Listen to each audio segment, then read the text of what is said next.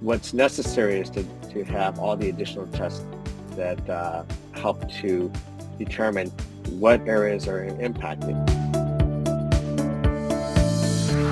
There are times when patients would come in and tell us, my child has dyslexia, but I was told I needed to have an eye exam anyway.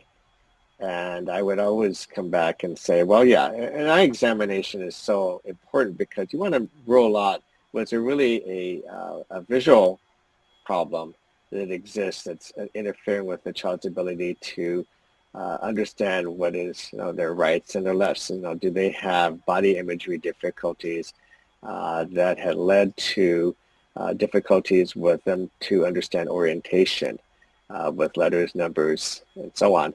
And then more recently, I had a student who came in because they had difficulty with decoding and encoding, looking at a word and coming up with the the correct spelling, but understanding what the word is.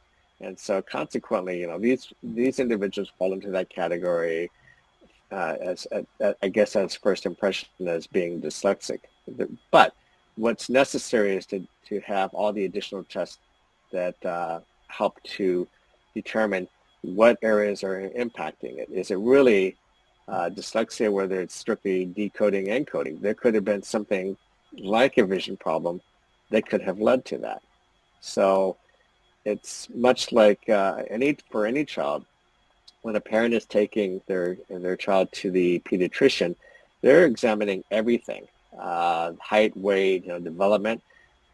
That's so important with vision too. And normally when a child goes to the pediatrician, they're frequently they're tested by looking at a letter chart at the end of the hallway.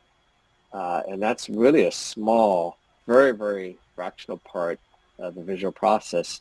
And as optometrists, it's our responsibility to the patient to be able to examine those. And so we encourage all parents to make sure that their child is examined fully to determine if there's any problems early on that can lead to these things that could easily have been addressed.